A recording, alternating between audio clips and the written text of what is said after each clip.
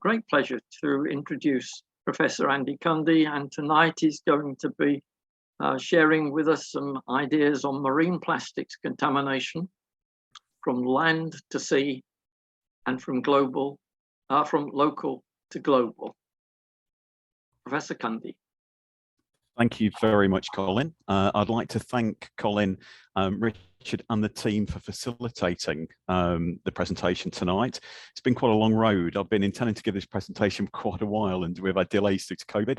And so the scheduling of this presentation actually occurred, as you can tell, while I'm remotely. I'm present currently in America. I'm in Phoenix, Arizona. I'm actually staying in you can probably see from the background, I'm staying in a very old hotel, the Hotel San Carlos, which actually featured in the opening credits, the opening few scenes of the movie Psycho. So it's a very historic place. I'm a little bit worried about taking a shower, but it's a very nice city. I'm very pleased to be able to join you all tonight, albeit virtually. Okay, so Colin's given a very nice introduction. Thank you, Colin. You may ask, why is a professor of environmental radioactivity interested in plastics? And I suppose my background is really in contaminated land, contaminated water, and also the cycling of inorganic, organic, and radioactive contaminants from rivers to sea, through estuaries, but also increasingly looking at basically the hazards, the impacts of plastics in the marine environment. And the work I'm going to present tonight is some of my own work, but as Colin has said, I work with a very wide team at the University of Southampton and beyond. So the topic tonight, marine plastics contamination from land to sea and from local to global.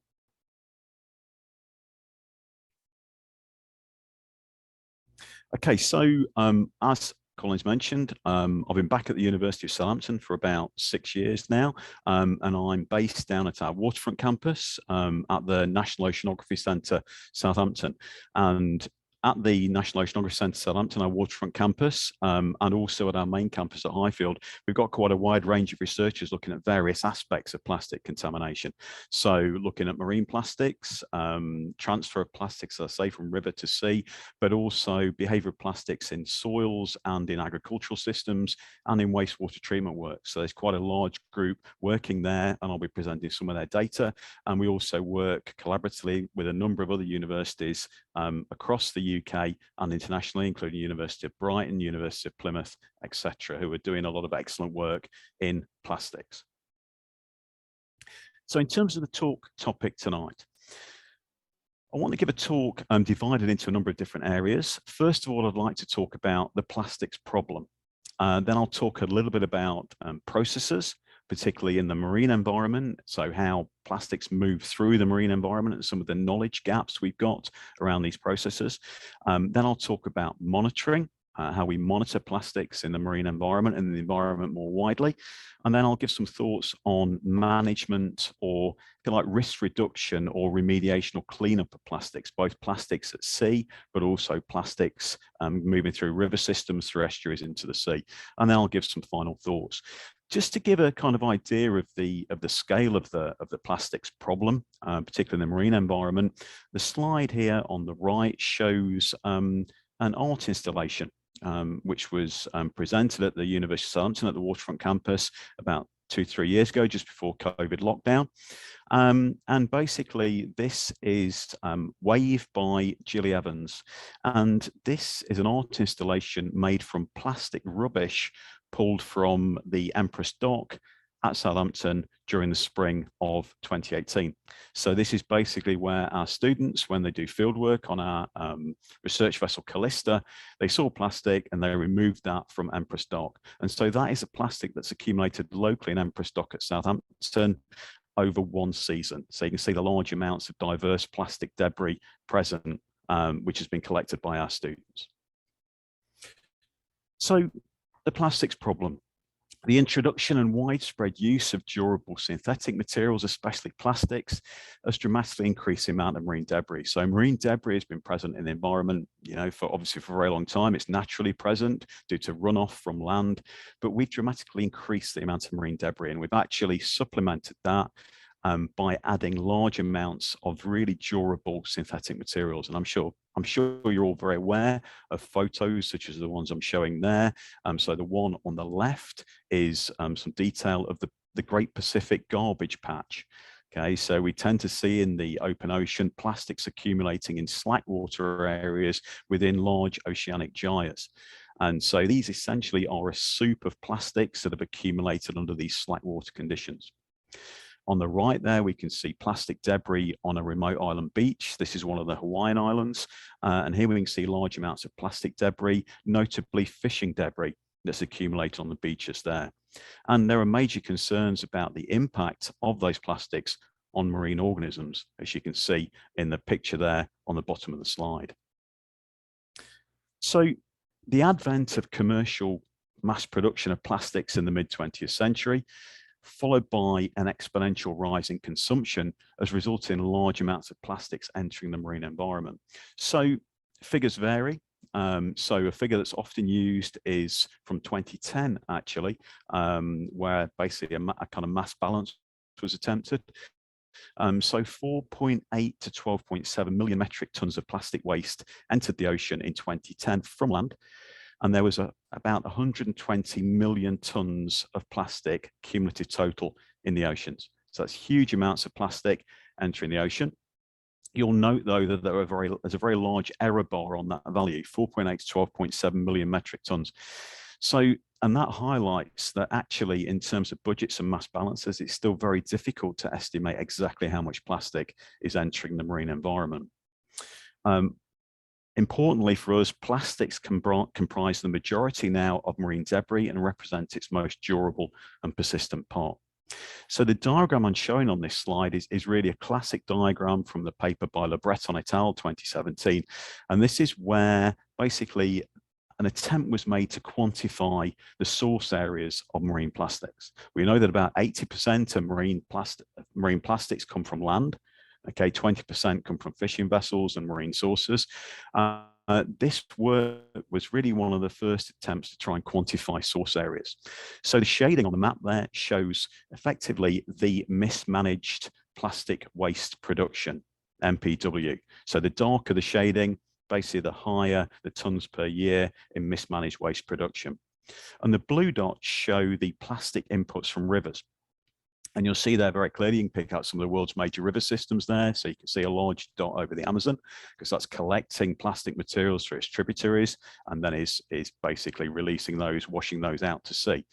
But you'll also see a large concentration of these large blue dots in Southeast Asia. And that really highlights the importance of Southeast Asian rivers as a supply area to the ocean for plastics. But it's really important to point out that that distribution is skewed, or has been skewed until recent years, by an international trade in plastics for recycling. Okay, so Western nations have been sending their plastic wastes to Southeast Asia for management, and a fraction of that waste is entering the sea. So if you look at per capita production, the USA and the UK are the biggest per capita plastic waste producers. So why is plastic entering the sea a problem? Well, there are major environmental and health concerns about the impact of plastic debris in the marine system, and plastics are now ubiquitous in the world's oceans. Again, these are pretty much iconic styles of photographs. So you can see there on the left an albatross chick. So within the stomach of that albatross chick are large amounts of plastic. And that's effectively because the parent feeds the chick with plastic, because it struggles to distinguish that plastic from the normal food source of the chick, which is fish. And also concerns of the entanglement of larger marine organisms like marine turtle in discarded fishing nets. So plastic fishing nets, ghost nets they're termed. They're discarded in the ocean, and organisms such as turtles can become entangled in those, causing death of the organism. So plastics are found from the surface of the ocean right the way to the ocean floor in ocean trenches. So we find them in some of the deepest parts of the ocean, okay, ultimately derived from land. So a number of key questions around the plastics problem, around plastics. One of those relates to degradation and persistence. environmental half-life. So partly my background is in environmental radioactivity, so I'm very familiar, of course, with the concept of half-life. For radionuclides, we talk about half-life being the time it takes for half of the radioactive atoms to decay away. And we've got a similar concept for other environmental pollutants, where we talk about the half-life being the time it takes for half of the material discharged to be removed to sediments or to degrade. So the question on plastics is, how quickly do they degrade in the marine system, and how persistent are they? What is their environmental half-life? And I use the analogy of filling a bath with water. So if you imagine filling a bath, but without the plug-in, some of that water is going to drain away. So if you replace the water with plastic, what is critical here is the rate of input of plastics through the tap and the rate of removal through the plug hole. If we've got greater input than removal, we're going to get accumulation in the system, i.e. the bath is like the ocean, accumulating plastics. So we know that plastics have a long decadal plus persistent. They are relatively inert compounds. That's why they polymers. That's why they're used so widely in packaging and for other purposes. So we know they're persistent in the marine environment, and that leads to buildup in the system. But what's a significant concern is that the larger plastics can break down into micro and nanoplastics. So effectively, many plastics will photodegrade under UV light. So when they enter the marine system, if they're near the surface where UV light can penetrate, effectively they can become brittle and they can fragment into smaller and smaller particles. And I'll come back to that, why that's of concern, in a little while. But a lot of my work has been, and my colleagues at Southampton has been looking at microplastics. So effectively, these are plastics in the size range between 1 and 1,000 microns, but they're usually considered as extending to 5 millimeters. So 1 micron to 1 millimeter technically, but the accepted definitions now include right up to 5 millimeters. The lower end of this range, so the fraction less than 300 microns in size, has been massively undersampled or observed to date. And that's because a lot of the early work in the oceans used plankton trawls. So effectively, these are like fishing nets that we drag through the ocean surface to capture plankton. They've got a mesh size of 300 microns. So fragments smaller than 300 microns will pass through the mesh and won't be sampled. And this is an issue because arguably the smaller particles are probably more reactive. I'll come back to their role as contaminant vectors in a little while, but the smaller particles have a greater surface area relative to mass. So potentially they've got more surface reactivity. And also these smaller particles are more readily ingested by fauna at the base of the food web. Okay, so there's been a lot of focus on the large kind of iconic marine organisms and the impacts of plastics on those. But obviously, if plastics start having an impact on fauna at the base of the food web, that has effects through the entire ecosystem. So microplastics, or MPs, are produced deliberately.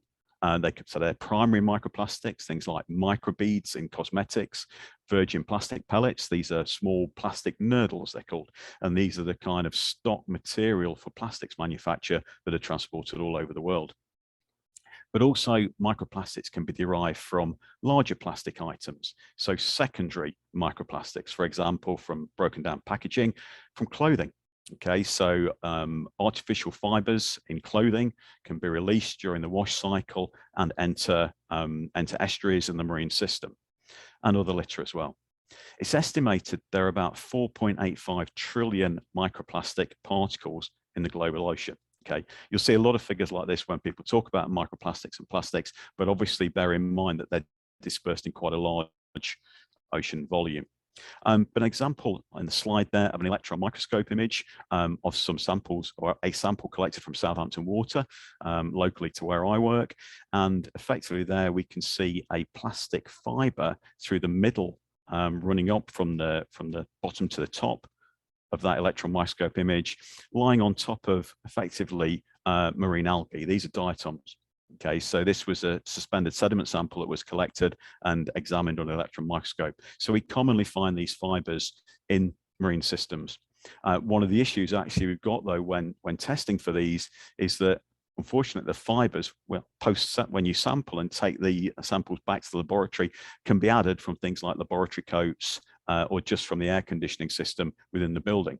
everyone's wearing fleeces and artificial fibers, and they can get around the building. So determining your backgrounds when you're sampling for plastics is really, really important. Okay, so microplastics. Now, this is some data, or these are some data from a paper by Fock et al. And this was sampling in a Pearl River estuary, from a beach in the Pearl River estuary. And this shows a size distribution of plastics collected in a beach setting. And you can see there that as we go smaller in size, in terms of the smallest size, 0.315 to 1 millimeters, you're getting more particles. So effectively, as you go smaller, you get more and more particles. Now, the size relationship of plastics in the ocean is under active study. But one of the concerns is that nanoplastics are rarely examined.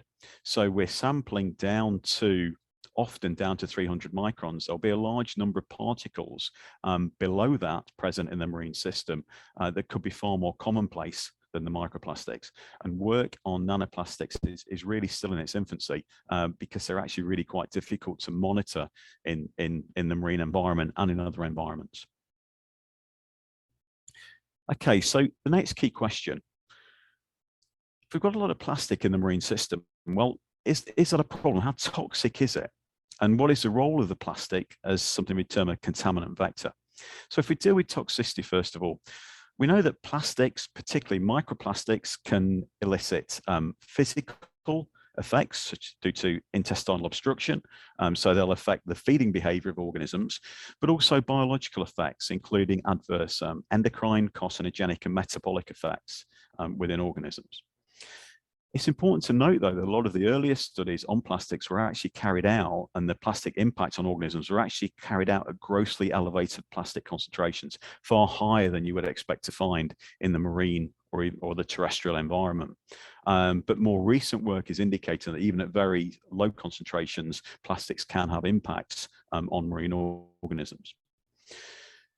From a chemical point of view, we know that plastics can also release toxic additives such as phthalates.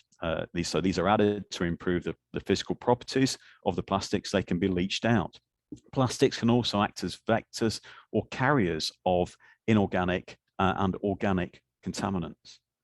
So again, there's quite a developing field of research looking at how heavy metals can interact with plastics, and also organics, such as persistent organic pollutants, such as polychlorinated biphenyls, DDT, and some emerging contaminants, such as pharmaceuticals. How important are those compared to physical effects? And also, how important are the ingestion and contaminant leaching effects compared to other biological effects that can be caused by plastics? We know that plastics effectively can build up biofilms on their surfaces in the marine environment. Those biofilms can act as effectively harbors for bacteria. They can protect the bacteria that would otherwise die in the marine environment. And also we know that plastics, larger plastics, can act as rafts for invasive marine species and provide a mechanism by which marine species can cross ocean basins. And in fact, the organisms that live on plastics that have developed now, adapted to live on plastics. There's a whole field of study examining in the plastisphere, it's called. So these are organisms where their life cycle is now starting to be controlled by interaction with plastics. In terms of the oceans as well, there are large questions remaining. I mentioned the bathtub analogy about filling and emptying. There are large questions remaining on inputs and outputs to the marine system, fluxes or rate of transport and volume of transport of plastics through the ocean system. If we estimate the mass of plastics floating in the sea, present in sinks or stores like the seabed, organisms, a water column, and the plastics have been removed by, for example, beach cleaning, well, these input masses are basically, these masses are significantly less than the masses expected from input data. So 90% of the plastic is missing. We've got an imbalance between what we measure in the environment and what we think comes into the environment. So what about this missing 90%? Well, there's an argument that maybe the plastics are being degraded quicker than we expect, or they're being removed to sediment quicker than we expect. That's likely to be a key process, and that's arguably been underestimated. We lack sufficient information currently on fluxes and distribution. More ocean observations are needed, plus a better understanding and estimates of river inputs and land-sea transfer. It's quite difficult to judge the scale of a problem if you don't know the input rates and the output rates and the mass balances. Recent work, though, by two of my colleagues who actually work for the National Oceanography Centre, Katsia Pavotsov and Richard Lampett, suggests there's actually no missing sink. The ocean interior, based on their work, has been observed to conceal high loads of small-sized plastic debris, which can balance and even exceed the estimated plastic inputs into the ocean since 1950. So they found significant amounts of plastic between depths of about 10 meters and about 300 meters within the ocean, which they argued actually makes up this missing 90%. It's floating around in the sea, but we just haven't observed it yet. So if we think a little bit more about processes, and particularly the ways by which plastics leave the land and enter the sea. Approximately 80% of marine plastic litter, including microplastics, is initially discarded on land. And rivers and estuaries are an important medium through which plastics are transferred from land to ocean, yet transport pathways remain poorly quantified or understood. And this is really where a lot of the work that I do has been focused, and my colleagues, looking at the transfer mechanisms from land to sea. So we really still remain uncertain about a lot of the processes that are affecting microplastics and plastics as they move from land to sea. We know that sediment particles within estuaries undergo a process called flocculation. So effectively you have charged particles, they're clays often, so these have a surface charge, they're supplied by rivers, and basically because they're charged, the charges repel. When they enter a higher ionic strength environment, such as estuaries, where river water is measurably diluted by mixing with seawater, effectively those charges are neutralized and the clays can stick together and flocculate. So they tend to flocculate and then get deposited to the estuarine bed in subtidal sediments, marshes, and mudflats. Does that happen for plastics? Also, what's the role of biofilms on plastics? Do they make the plastics effectively more sticky and more likely to interact with sediments or stick together, aggregate and sink? And also, to what extent do we see trapping of plastics in sediment sinks and estuarine ecosystems? There's a concept we term the estuarine filter. So due to this trapping of sediment processes where sediment flocculates and is removed to the bed of the estuary, contaminants that associate with sediments, so particle reactive contaminants, many heavy metals, radionuclides, and organic contaminants are also removed, effectively sequestered to the sediments. So they adsorb to the suspended sediment, and then that is carried down to the bed of the estuary. And it's termed the estuarine filter. So it's a way in which contaminants are trapped in estuaries. Do we see that for plastics?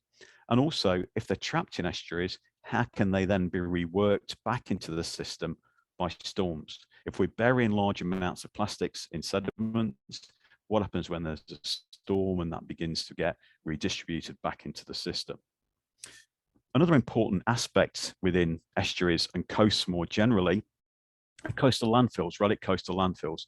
So one of my colleagues, Kate Spencer, based at Queen Mary's University of London, has done a lot of work on this. So Kate's been looking at the role of eroding coastal landfills and the stability of eroding coastal landfills, particularly for contaminant supply to the coastal zone. These contain large amounts of plastics.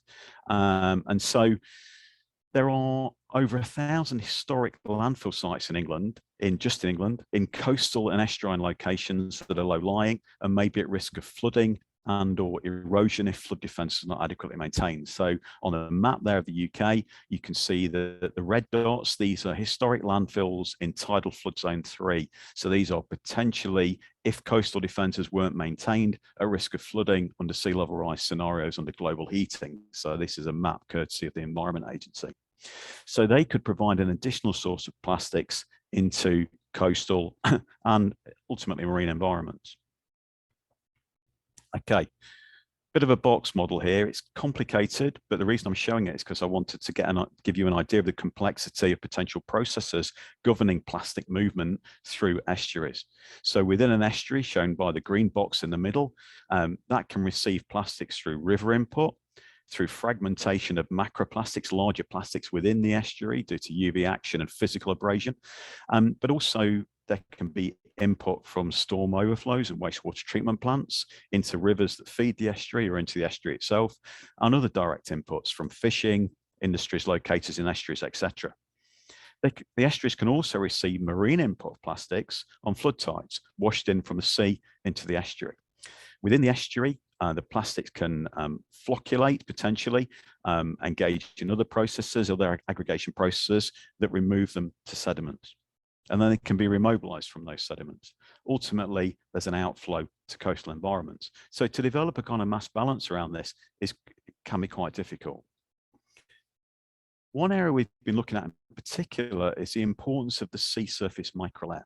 So this is the top thin skin of the ocean and estuarine surface. And you can see it during still water periods in estuaries. You've got this kind of sheen, this oily sheen, and that's due to the concentration of basically large amounts of plankton exudates like extracellular polymeric substances and basically other, I won't use the word contaminants because these EPS, extracellular polymeric substances, aren't really contaminants, but generally contaminants can accumulate there as well. So this is the top thin skin of the ocean, the top 100 microns. It's really important for exchange between the sea and the air, and it tends to concentrate biological activity. It also concentrates hydrophobic contaminants, so contaminants that don't like to dissolve in water, like to absorb or associate with organics. And it tends to have quite a sticky characteristic. So it concentrates microplastics relative to the underlying water. Now that's important for estuarine transport, but also for breakdown of plastics, because that's where your UV flux is highest at the surface layer. But also in that surface microlayer, potentially microplastics can interact with hydrophobic contaminants and also can interact with components as the tide washes in and washes out. So this is what we've examined in recent work, looking at how that surface microlayer influences trapping of plastics in salt marshes and mudflats. So the question there, can we identify trapping of microplastics in the upper intertidal zone as part of an estuarine filter through surface microlayer sampling? So the surface microlayer, you can think of it as being like the skin on a rice pudding. All right, so it's this floating skin.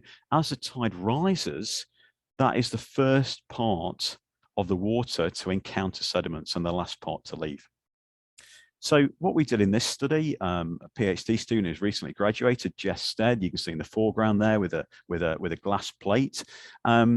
Effectively here, we sampled the surface microlayer, the sea surface microlayer, at the entrance and exit to a salt marsh system in Southampton water, the Hyde salt marsh. So a major creek system there. We sampled that over 2 tidal cycles. Effectively, the glass sampling method, we use a sheet of glass to utilize a sticky characteristic of the surface microlayer by just removing, so we dip the glass and then we remove the surface microlayer, again, like taking the skin off a rice pudding.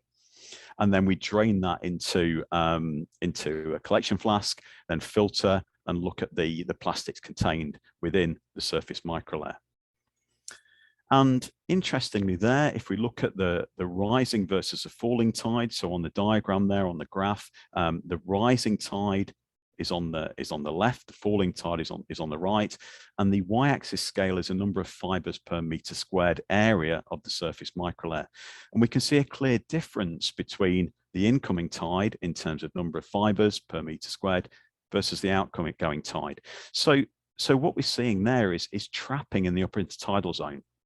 And this is a removal mechanism for plastics into marshes, and this is seen both on spring and on neap tides. And that's due to the interaction of the microplastics on the vegetation, the salt marsh vegetation, but also we believe, to interaction of microplastics with the sediment surface as well. We see it on neap tides when the whole surface of the marsh isn't flooded, and we think it's due to interaction with the sediment surface, where we've got lots of these extracellular polymeric substances, these sticky substances that can remove the plastics.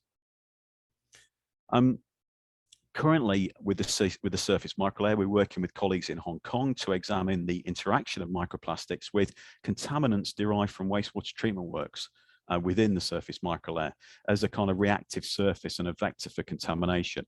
And some preliminary work on this shows that we find certain contaminants basically associating with or absorbing onto the surface of the plastics. So phthalates, we know they're associated with plastics anyway. Bisphenol A, the same thing, that's associated with plastics, that's plastic additive, but also estrone and 17-beta estradiol. These are endocrine disrupting chemicals which are present in wastewater treatment work discharges. So we see an accumulation of those onto plastics. Now, the question there is, does this enhance the kind of vector role of microplastics, their role as carriers of other contaminants, but also what is the role of UV light? You know, are plastics providing a surface that contaminants absorb onto, and then the UV light is breaking down those contaminants and also breaking down the plastic? So these are questions we're looking at currently. Finally, on processes, before I move on to observation and management, the other area we're interested in is if sediments can act as a sink or a store for plastics, when do they switch from being a sink to a source again? When are they remobilized? So as part of this, this was work with the University of Brighton, published a couple of years ago, we undertook some flume experiments to simulate river flooding here. And these suggested that microplastics were only released during bed breakdown at higher flows. So just to go through these diagrams on the right of the slide in a bit more detail. So what we have here on the top two graphs, on the left graph, we basically got those tau symbols are bed shear stress, and so the stepped solid line shows an increasing bed shear stress. So basically, we're turning the flume up. We're increasing water flow through the flume. The dots show bed load transport. So basically, as we turn up the water flow, the black dots show that at a high flow point, the bed collapses. We basically get collapse of the bed, and the sediment is flushed down the flume. The lower diagrams show microplastics. So we loaded microplastics into the system, and what we were expecting was the microplastics would gradually winnow out as the flow increased. But actually, the microplastics were quite stably held in the bed until the bed collapsed. So effectively, only when you had a very high currents did the bed collapse and the microplastics were flushed out. So that might indicate that basically sediments can act as a reliable sink or store for microplastics.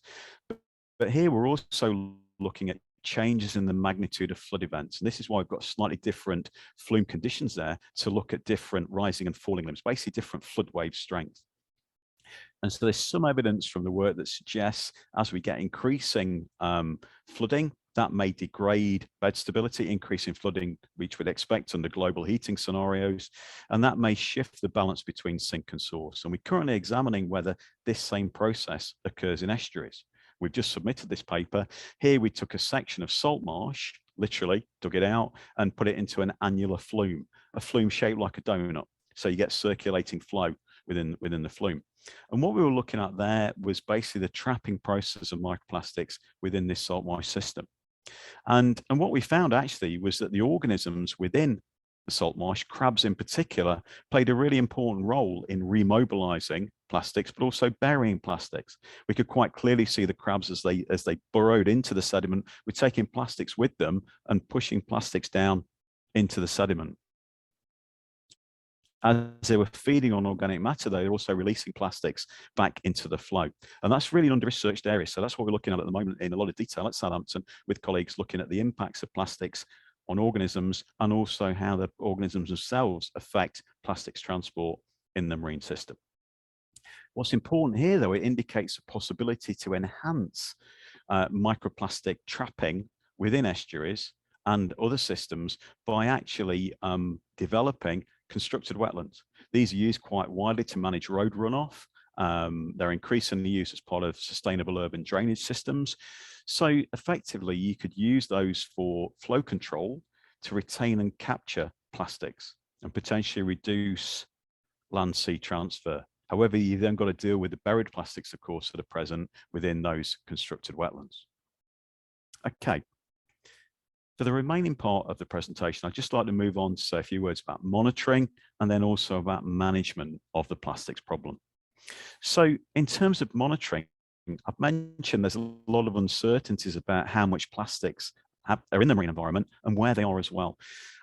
There's a lack of sufficient information on fluxes and distribution of plastics, so ocean observations are key. Now, luckily, we've got a range of different technologies through which we can monitor or examine the ocean. So some of those are remote, using satellites, using drones, using aircraft.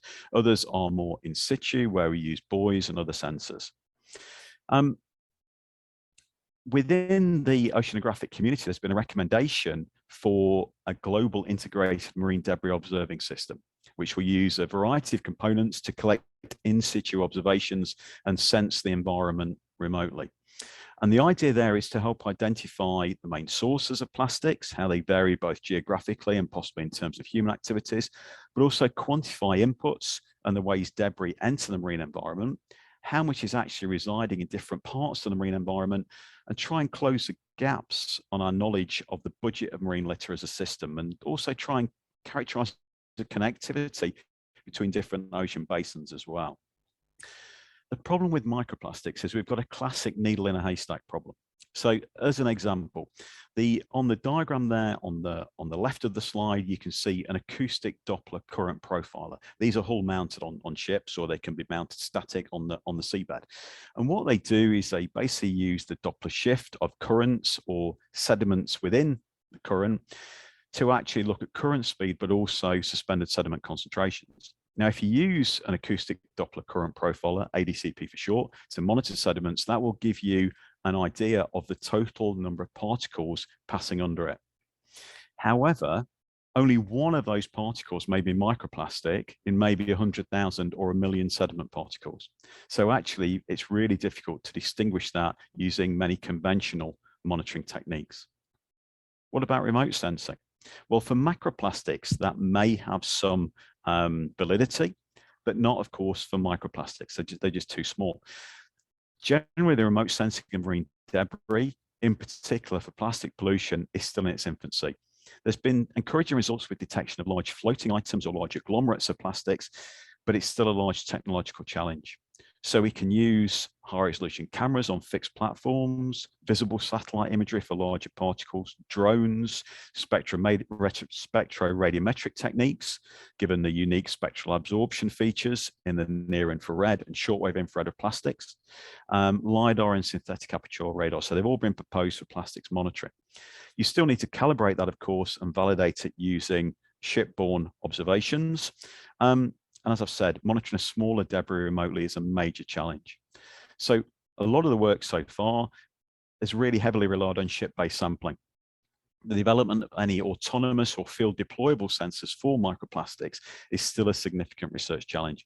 So a lot of the work so far has been literally collecting water samples from a ship and then filtering it on board ship and counting the plastics or otherwise analyzing them. So for microplastics, though, many of the techniques used in labs are being semi-automated and could potentially be applied in situ in the ocean after developing the necessary engineering and instrumentation. So, for example, staining with the dye Nile red results in discrimination of some plastics from other particles using fluorescence excitation and emission in the visible range. And that is a spectral range that we can implement in situ in the marine environment. Also, in situ flow and imaging cytometers, which are basically used for cell counting, and Raman spectroscopy have also been deployed. So there's a lot of work going on to utilize these sensors or basically develop smaller sensor systems using these technologies that can be deployed at sea. But significant and focused effort is really required to turn these opportunities into mature sensor technologies. So basically something that could be put in the nose cone of an autonomous underwater vehicle, such as you see there, to basically move through the ocean and monitor microplastics in the ocean. So effectively, we're still heavily reliant on shipborne observations, which give you a transect across an ocean, but it's very difficult to get really adequate spatial coverage using that approach. Okay, final section of the talk really, management and cleanup. So I'm going to quote my colleague Richard Lampett here. He likes to use this slide. Two key questions. Are we in a crisis?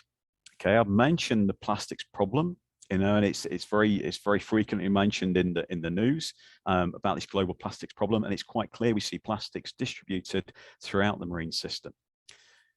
Are we in a crisis? Is that causing significant ecosystem effects? Is it likely to cause significant effects on the marine system.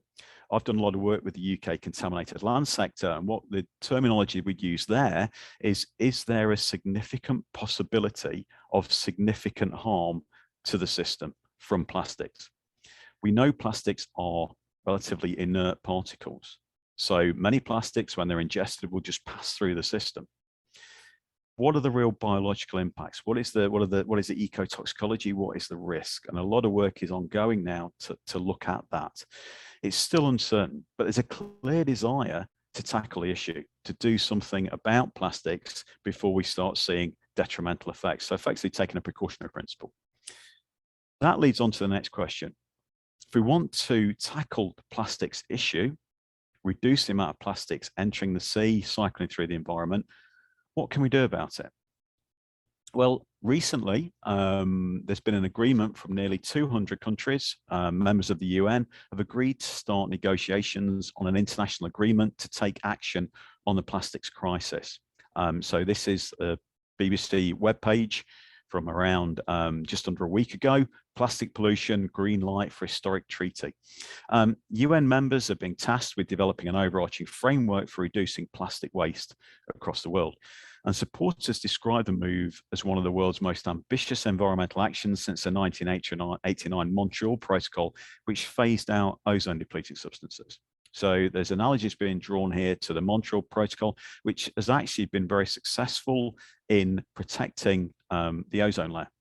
Okay, and the ozone layer it's taken quite a while, okay, but it is on its way to recovery due to the banning of ozone-depleting chemicals.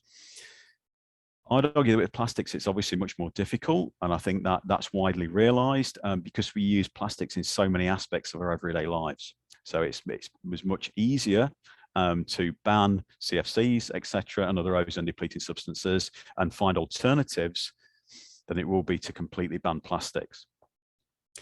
So in terms of what do we do about plastics? Well, coming back to the UK contaminated land sector, if we're looking at contaminated land, any contaminant in contaminated land, we tend to take an integrated approach where we look at the risk through what we term the source pathway receptor model.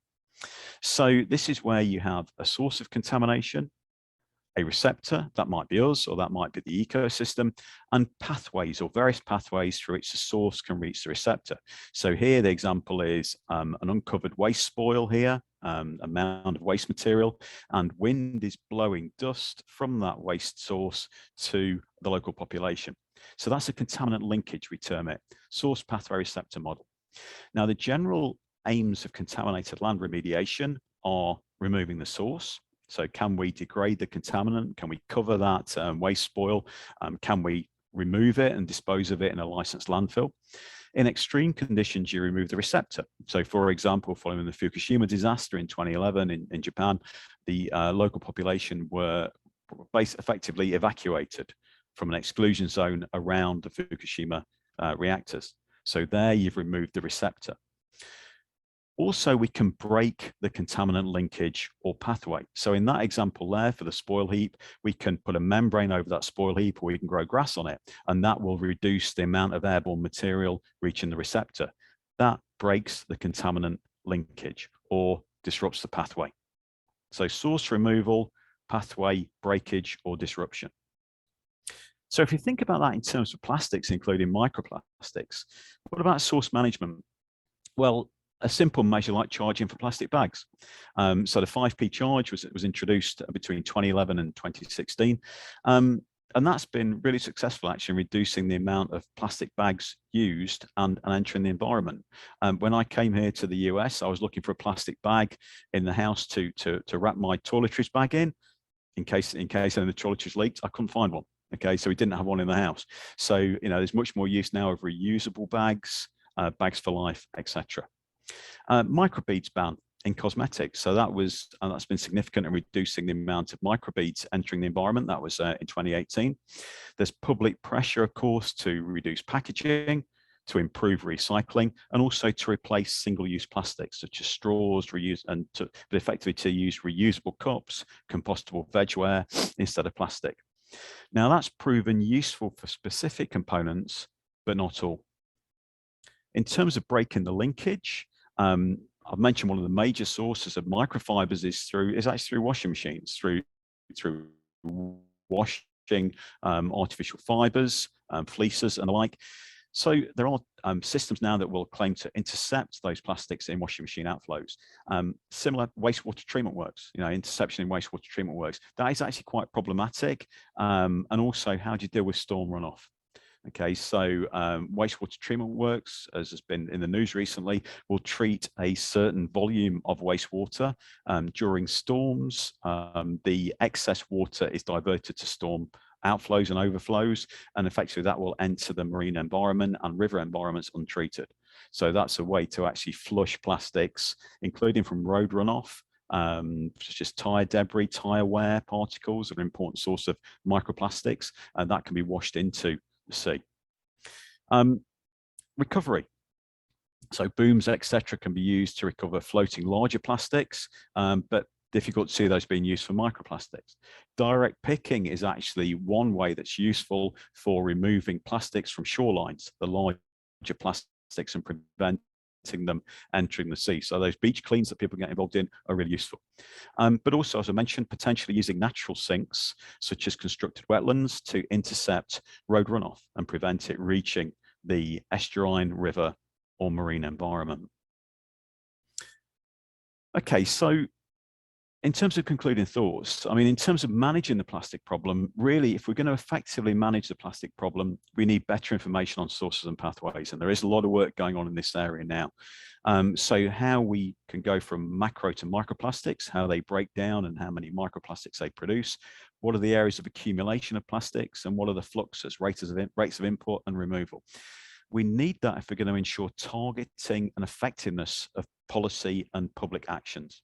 So there's a need for more data, research, and monitoring. So really, we understand more about plastics in the environment, so we can really effectively target intervention measures. But also, I think it's important to stress, and again, a number of people stress this, and it's fairly obvious, really, to encourage societal, academic, and industrial innovation and collaboration for replacements and solutions. Okay, targeting sources and areas where plastics enter the sea rather than the open ocean. So I think that's really a key message, that if we're going to try and stop plastics entering the sea, it's best to do it on the coast and in estuaries, rather than letting the plastics get out into the open ocean and trying to collect them from the open ocean.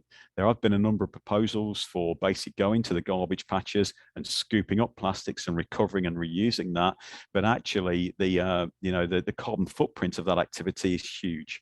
So it's actually more effective, I would argue, to target within estuaries and rivers at the source, rather than actually trying to target when the plastics have entered the open ocean. But there's a real need for integrated action, and I think everyone's aware of that.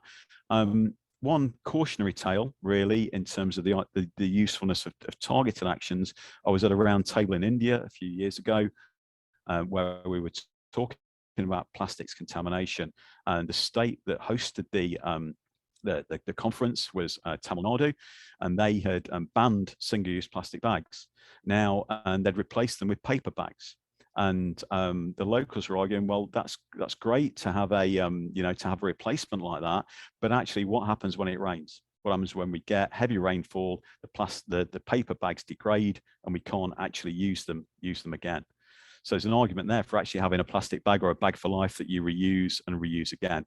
So key message really is that any actions we take, we need an understanding of which parts of the system to target in order to most effectively target that and reduce the amount of plastics entering the sea. Okay, I'd like to thank you for attention. I think that was about 45 minutes. Leaves us time for questions. So I will stop screen sharing, and I'd welcome any questions either online or from the floor. Professor Cundy, that for a most comprehensive and intelligible description of the problem and its effects and some of the solutions. Thank you. So shall we start with the room first?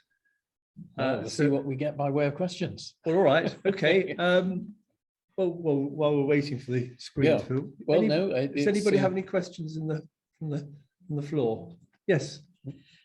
I used to work for ICI Fibres making synthetic fibre 50 years ago. It's interesting looking back.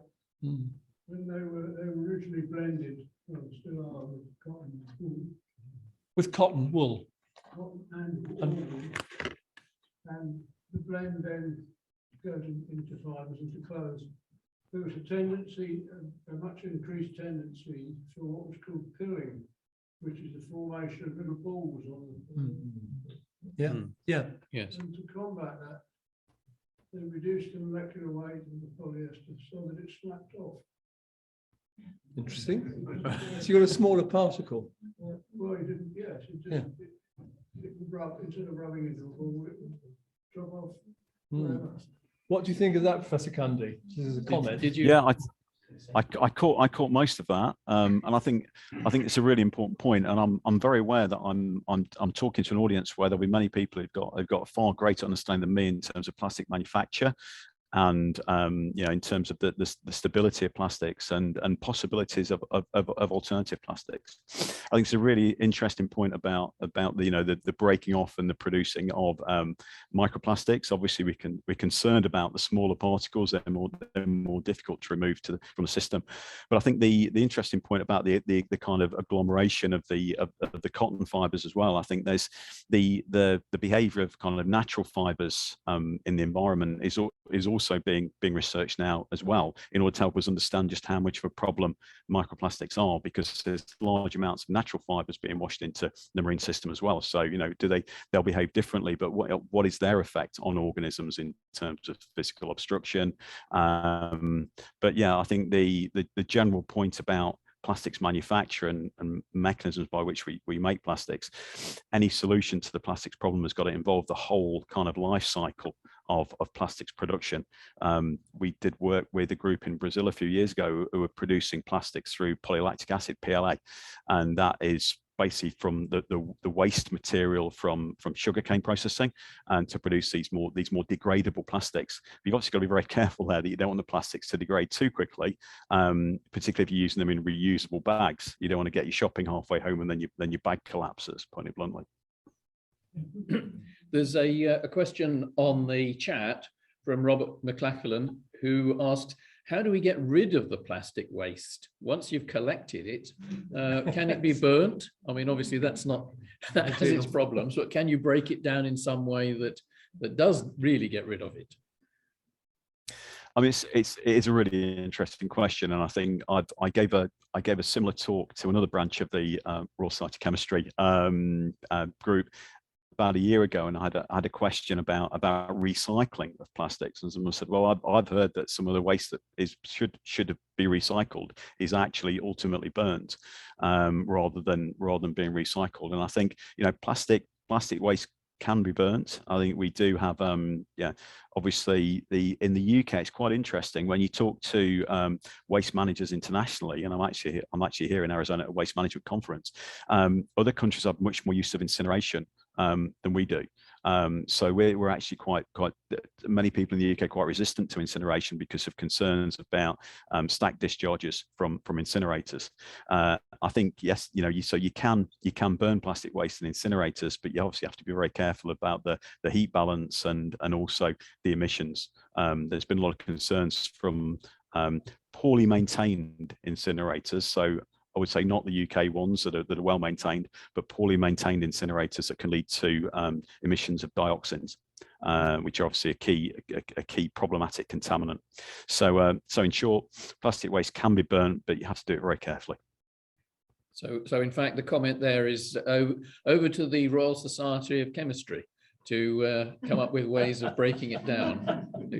Well, I did say the need for integrated solutions, and I think it's a classic example of an area that needs input from lots of different scientific disciplines, certainly. Yeah, there was a question over. Oh, sorry. Oh, sorry, you got one there as well. Just a quick one. You talk about the absorption of plastics in the sink in estuary situations, but sure there must be a capacity limit on that. Has work been done on that? Yeah, no, again, that's a really interesting question. Thank you. I think the capacity issue is interesting, because if you do bury lots of plastic waste, you effectively change the hydrodynamic properties of the bed. So effectively, if you've got large amounts of plastics, those plastics can actually potentially armor the bed, but also they'll prevent other plastics being kind of being buried in the bed. So yes, there is a capacity issue, and that's an area of ongoing research. But it's a very important point, because how much plastics can you load into a bed before the bed behavior starts changing? Yes. Yeah, is anybody attempting to measure the amount of microplastics produced by car brakes and car tires, particularly with the introduction of electric vehicles, which of course are heavier, therefore will produce a greater load? And is anybody attempting to collect such microplastic before they enter the water courses? Again, I call that much a great question about tire wear debris.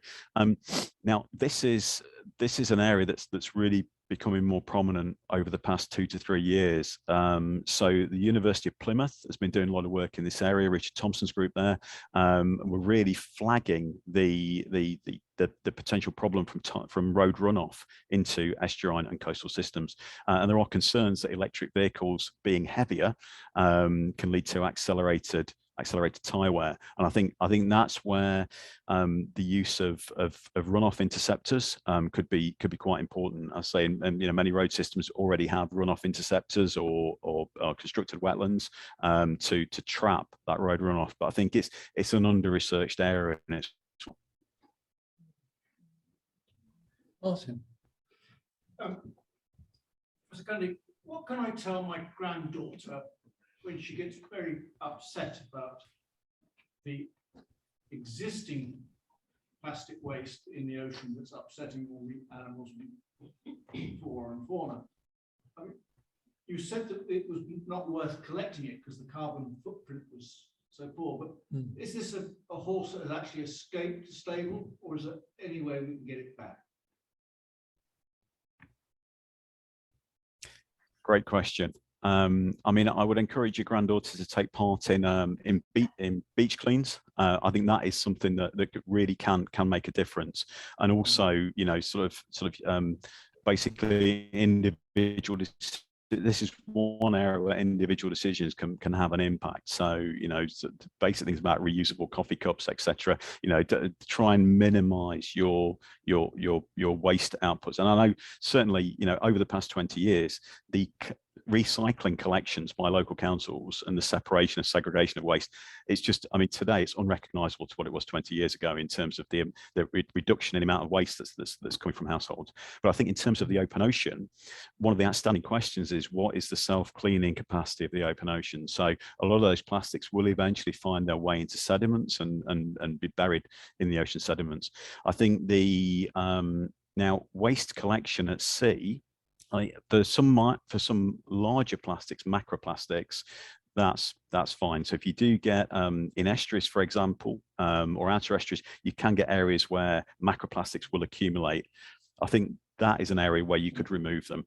The problem we have with the ocean gyres is I think there's a bit of a, I mean, I had this idea that the Great Pacific Garbage Patch is like a floating mass of polystyrene and other plastic.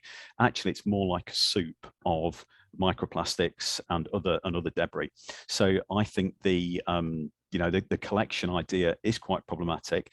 One important area, though, is around fisheries and choosing sustainable fisheries, and also basically putting pressure on open ocean fisheries to manage their nets appropriately, because ghost nets are a big problem, and those basically the ropes in the net will break down and produce microplastics, and so management of these ghost nets is also important. So a very long-ranging answer there, I'm sorry, but hopefully plenty of things you can tell your granddaughter in terms of what we can actually do to help, if you like, accelerate the self-cleaning capability of the oceans.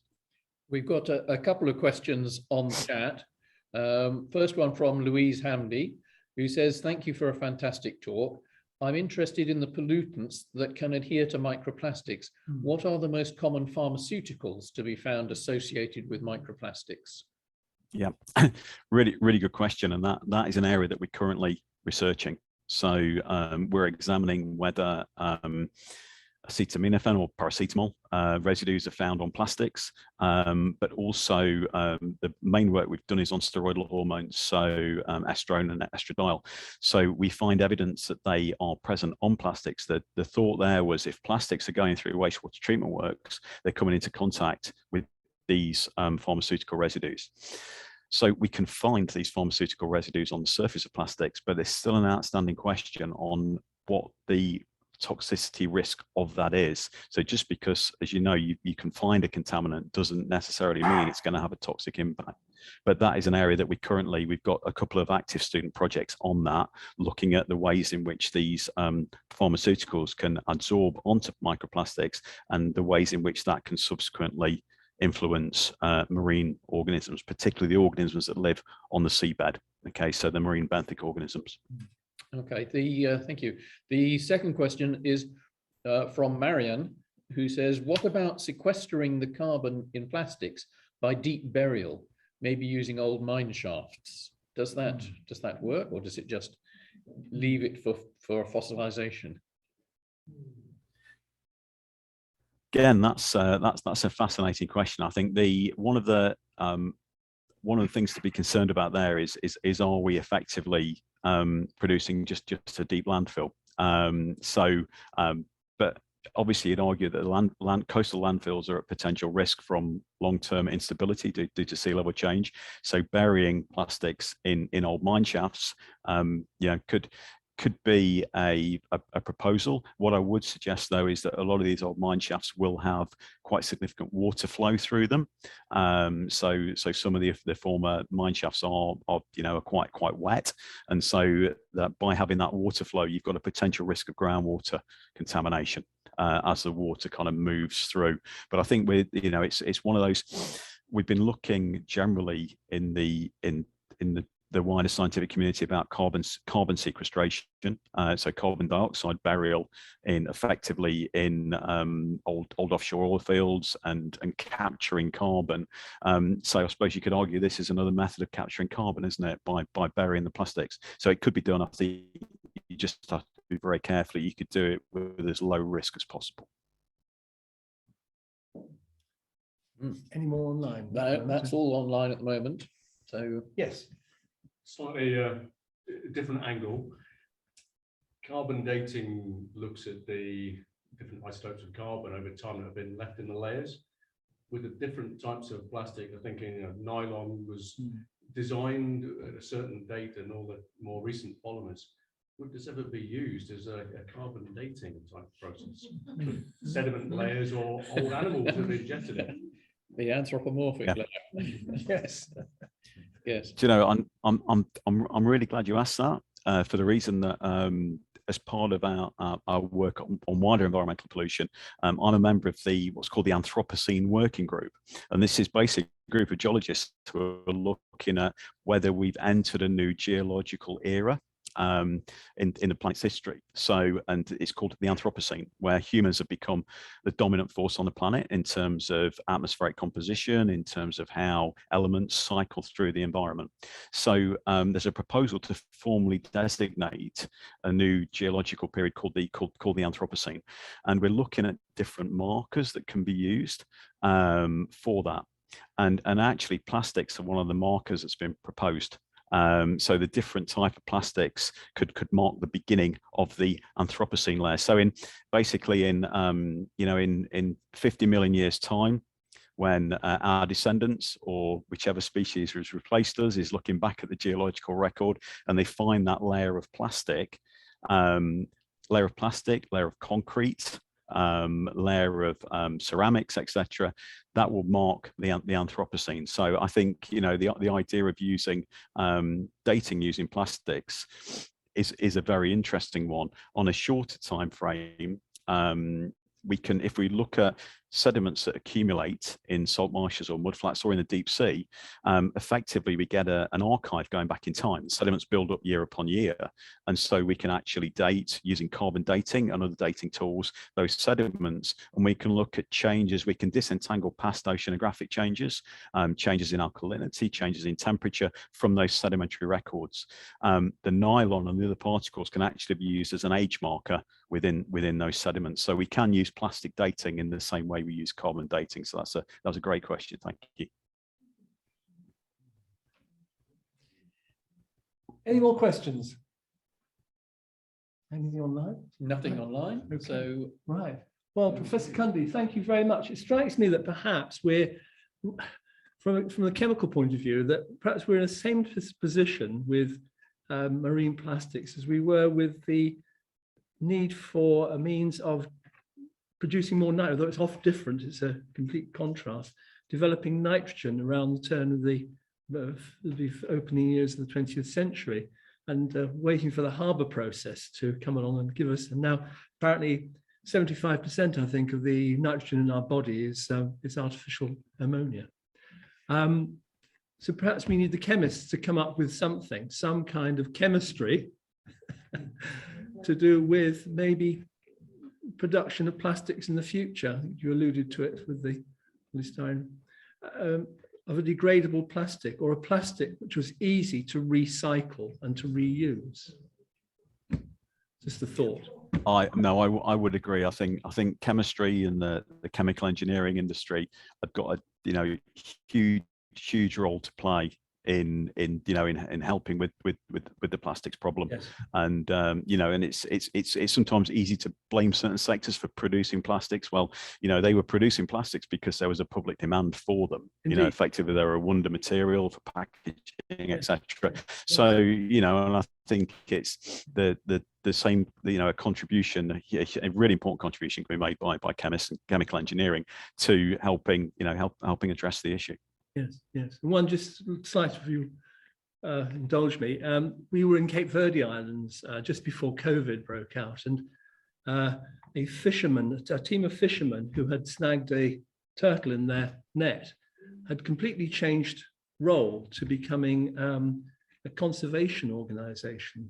They fed the turtle and let it go, and the turtle turned up with its friends the next day to be fed, of course. So they used this as a tourist opportunity. So I had the opportunity to actually swim with turtles, which was wonderful. But they were telling us that they were pretty poor. It's a poor place, Cape Verde Islands. But these chaps, from their own sort of time, their own pocket, were basically diving on the sea floor and clearing the floor of plastics in the bay, but also going to local schools and getting the children from the schools to come down and pick plastic off the beach.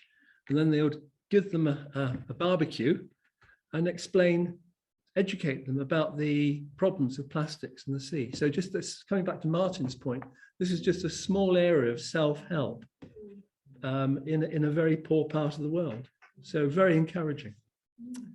So on that happy note, Dr. Cundy, thank you very much for a most entertaining and informative talk. And thank you very much, Colin, and the Royal Society of Chemists for managing to find Dr. Cundy and persuade him after such a long time to come and talk to us.